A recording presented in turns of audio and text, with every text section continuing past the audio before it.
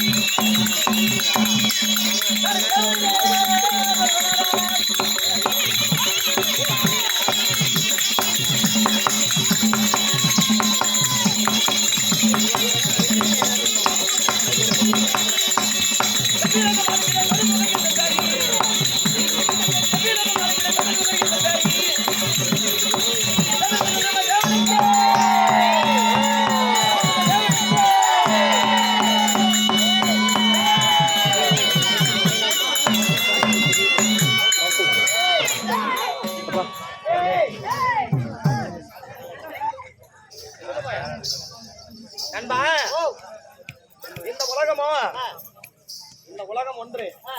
உலகத்திற்கு கீழே இருப்பது இருளாகம். சரி, இந்த உலகத்திற்கு மேலே இருப்பது இருளாகம். கீழே என்ன உலகம் இருக்குது? அதெல்லாம் விதல நிதல சுதல ரசதல மகாதல பாதாள லோகம்.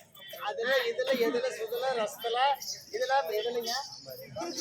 சாம்பார்ல அப்பளத்துல இப்ப சொன்னீங்களா அதுல இதுல ரசதல சாதல அதுலப்பா அதலம் விதலம் நிதலம் சுதலம் ரசதலம் மகாதலம் பாதாளம் சொல்லக்கூடிய இந்த உலகத்திற்கு கீழே இருப்பது ஏழுலோகம். கீழையா? கீழே. சரி, கீழே இருக்கிறது ஏழுலோகம். உலகத்திற்கு மேலே இருப்பது ஏழுலோகம். அந்த ஏழுலோகத்திலே மேலே இருக்கக்கூடிய ஏழுலோகத்திலே எனக்கு சொந்தமான லோகமும் சத்திய லோகம். சத்தியலோகம். சத்திய லோகத்தை ஜகத்தோடு பரிவாரம் செய்தக்கூடிய இவருடைய பெயர் தான் திசைக்கு ஒரு முகம் படைத்த திசை முக பிரம்மதேவனோ என்னுடைய பெயர் நண்பா.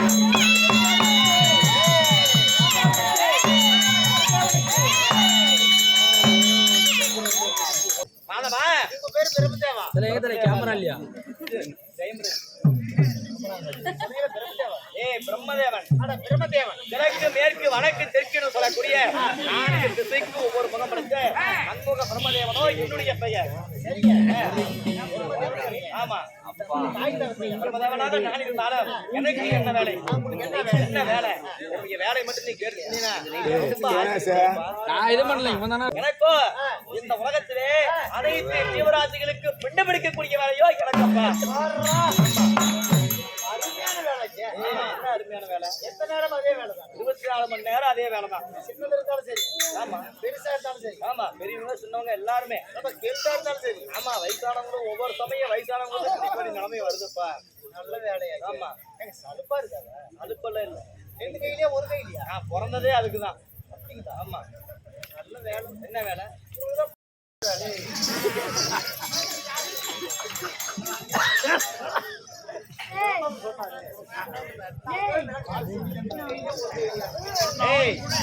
பிண்ட பிடிக்கக்கூடிய வேலைனா கருவே உருவாகி கருவாடு உருவாகி அப்புறம் கத்திரிக்காய் உருவாகி வாங்கிட்டு போய் சாம்பார் வச்சுக்க. எதுக்கு தோட்டம் கிடைக்கும்? கருவே உருவாகி கருவை உருவாக்கி அந்த உருவமே ஒரு பிண்டமாகி அந்த பிண்டமே இந்த உலகத்தில் ஆண் தனியாக பெண் தனியாக உயிர்களை படைக்கக்கூடிய வேலையோ இந்த பிரம்மதேவனுக்கு. எல்லா உசுரையும் படைக்கக்கூடிய தொழில் எனக்கு. பிண்டம் பிடிக்கிறது.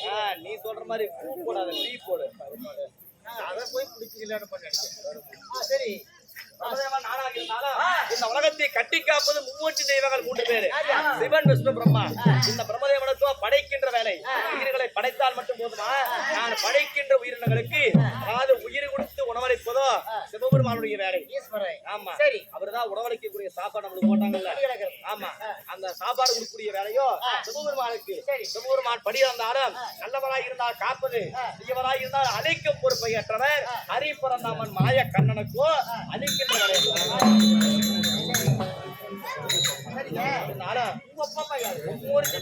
நான் ஒருவராக இருந்தாலும் என்னை பெற்றிருப்ப தாயார் யார், தந்தையார் யார் தெரியுமா?